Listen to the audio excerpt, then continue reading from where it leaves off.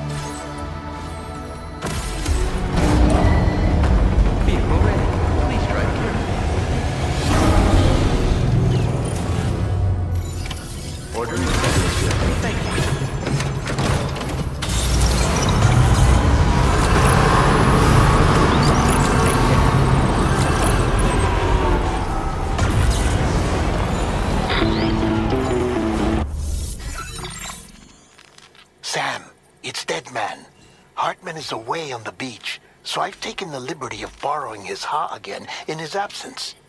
I've also been making use of my own time on the beach to scour the UCA database for answers about BB00. As I told you before, it's much easier to get around their security from here. We previously thought that BB00 was placed into storage and reclassified as BB28, and that this was done by Bridges to conceal the existence of the Cord Bridge Baby program from the public.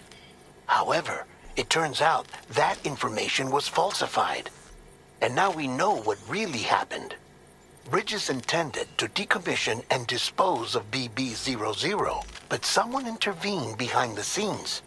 They ensured that BB00 was spared and sent to a storage facility where it received the BB28 serial number. Per the official records, however, BB00 was decommissioned, and Bridges had no reason to believe otherwise. So, who do you think was behind this deception? Well, I determined which account was used to manipulate the BB records. It was registered to a Bridges member with the highest level access permissions. As you may have guessed, Sam, it was the leader of the first expedition, Amelie. And she did it all just to protect Lou. It was Amelie. I can't believe she went to such lengths. It was thanks to her that you could even meet Lou in the first place, then. Weapons restrictions. Take care, Sam.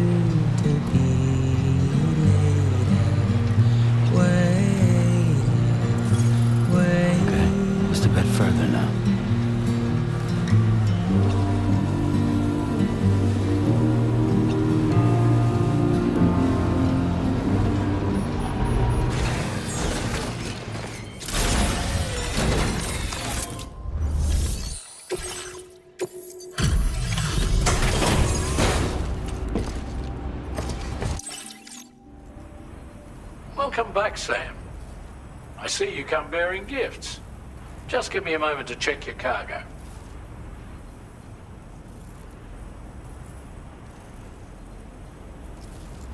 Struth, Sam. This cargo's in flawless condition. You're in a class of your own.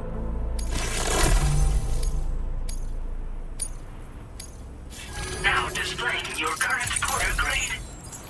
Here's a little something for you. Feel free to use it. We'll prep the main cannon for immediate use and look into making improvements to the other armaments as well.